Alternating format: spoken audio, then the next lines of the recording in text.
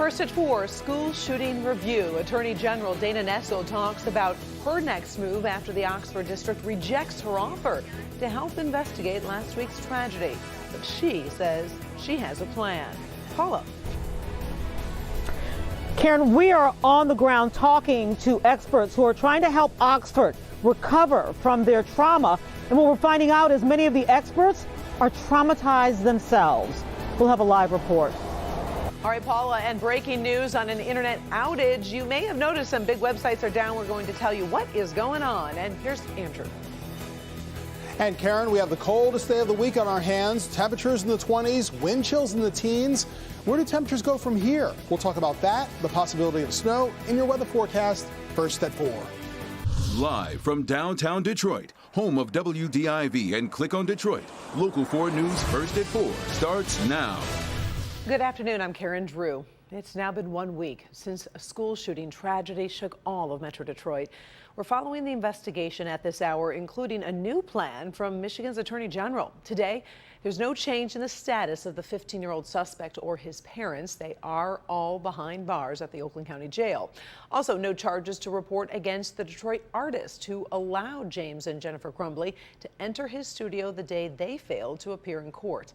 The Oxford School District has declined an offer from Attorney General Dana Nessel to lead an independent investigation, saying it's hired a private firm. Nessel says she will personally hold meetings with students, parents, and educators to see if safety procedures need to be updated statewide.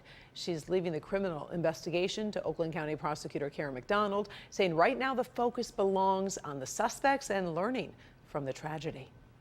This is not about pointing fingers. It's not about blaming educators. It's not about blaming the school district. It's just finding out what happened here so that moving forward, we can ensure that we have best practices and best policies to address these types of concerns to ensure that this never happens again anyplace else in any school in the state of Michigan. Local 4 reporter Larry Spruill spoke with the Attorney General this morning. And tonight at 5, you can hear her thoughts on why preventing school violence goes way beyond individual districts and where she's looking for solutions.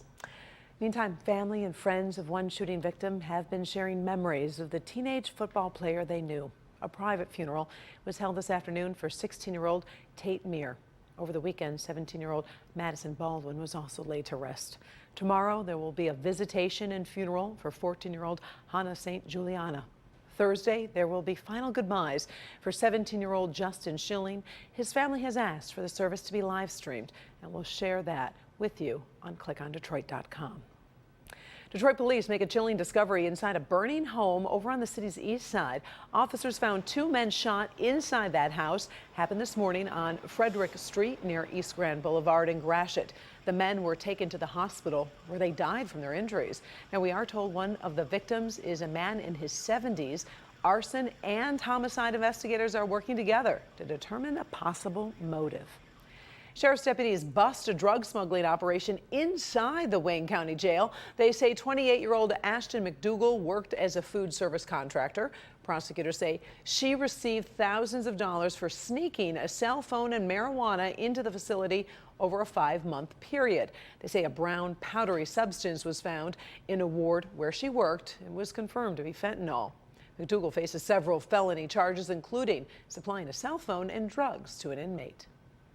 And I think it's important that the listening audience understand that if people we hire or people who are contracted vendors come to our facility to work, we want them to work. But if they're coming for any other reason other than being gainfully employed people in our facility and they're bringing illegal contraband into our facilities, we will find out. And when we find out, we will arrest them. Police say the inmate that received the cell phone was received by 25-year-old Dwan McQueen. He now faces possession of a cell phone in jail charges. Michigan drivers, well, they are getting an early Christmas present, although it won't arrive until next spring. Governor Whitmer confirms auto insurance refunds of $400 per vehicle are on the way. Now, the money comes from a surplus received by the Michigan Catastrophic Claims Association. It says about $3 billion can be returned while still providing care for accident survivors. Refunds should start to arrive after March 9th. New at 6, while the refunds are nice, we are going to dig into a new U of M study that finds premiums are still high in Michigan and what it says about racial disparities. We've got breaking news that could be affecting your daily routine with a big internet outage. Amazon Web Services is the cloud computing unit of that tech giant, and it's causing some problems for many popular websites. We're talking about Amazon, Netflix, Venmo, DoorDash, Spotify. The problem seems to be mainly affecting the East Coast.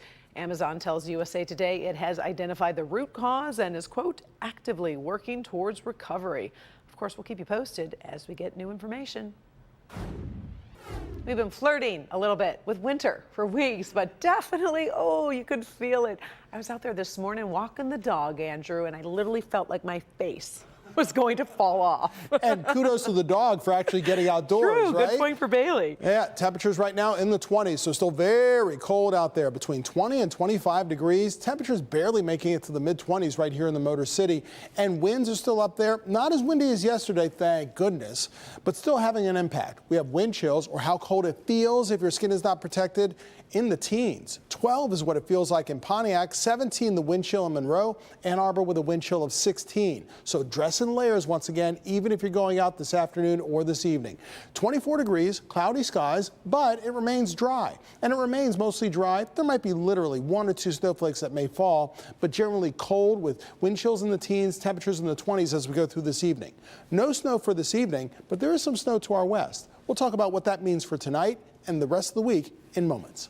All right, thank you, Andrew. Remember back in the day, American and Russian presidents actually had to travel abroad to meet face to face. Well, like many of us, a video call can get the job done, especially when they need to talk fast.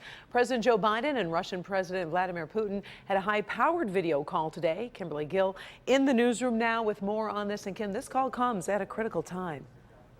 It sure does, Karen. Good afternoon to you. We've seen reports of thousands of Russian troops being sent to the border of Ukraine. That's raising tension in that region and all around the world, really. The big questions, will Putin invade Ukraine, and how will the United States respond if that does happen? We're told Presidents Biden and Putin spoke this morning for about 2 hours over a secure video call. The White House says President Biden voiced the deep concerns the U.S. and its European allies have about the escalation of troops on Ukraine's border. He promised they would respond with strong economic sanctions and other measures if things indeed do escalate. The Kremlin says Putin wants a guarantee that NATO will not expand to Ukraine, but Biden has said he won't accept anyone else's red line. But National Security Advisor Jake Sullivan says the U.S. and its allies have a red line of their own. The fundamental object of the policy the United States is pursuing in lockstep with our European allies is to deter a Russian military invasion of further territory of Ukraine.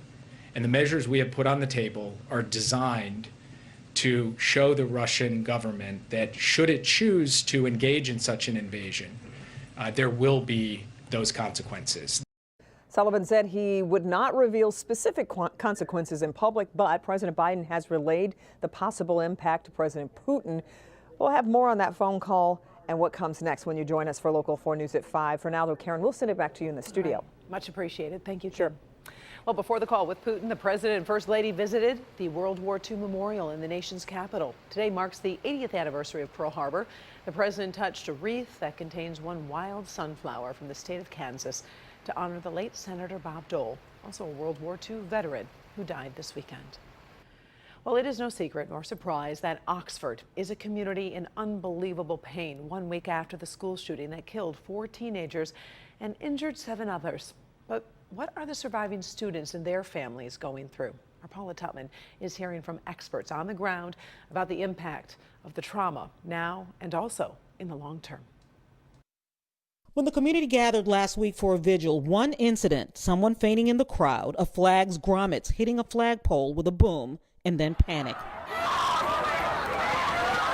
It is visual proof of the sheer raw trauma Oxford is going through right now. It's been really difficult. We all have had very high emotions lately. It's taken a real big toll on our community. I've cried a lot. I've been sad. There's been times where I My first time up here, I cried.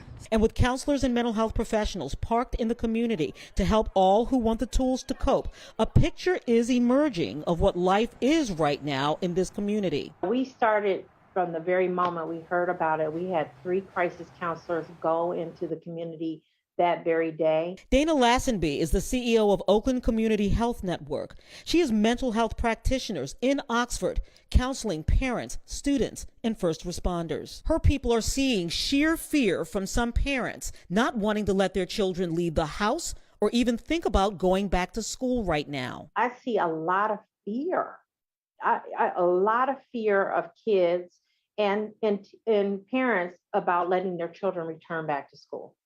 A lot of fear. Some kids are ready to go and other kids are just don't want to leave their parents' side.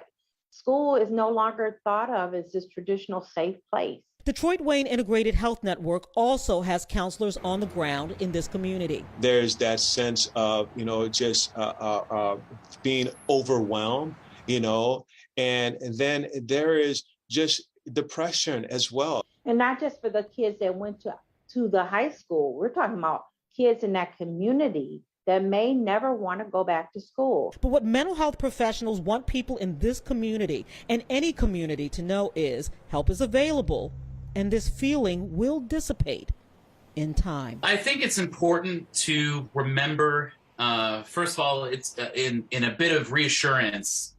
Most people, when they experience a traumatic event, will be okay. But, secondary trauma is real.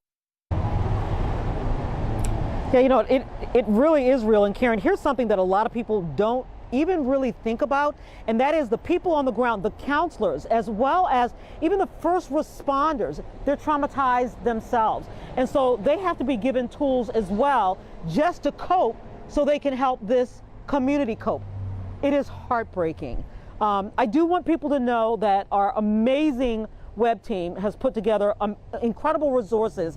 If you want to know if there's counseling available in your community, just go to the front page of clickondetroit.com. But again, it is palpable. You can feel it in this community, and it hurts. Most definitely it does. Heartbreaking there, Paula. Thank you. Still ahead, first at 4. His Instagram sent a new kind of message today. We're going to talk about a new feature, also some more control for parents in trending stories. And a weekend switch, the country that just changed its days off, and workers over there will have more time off than many of us. First, a new experiment in outer space. We'll show you this rocket's liftoff and tell you what NASA is putting to the test. Stay with us.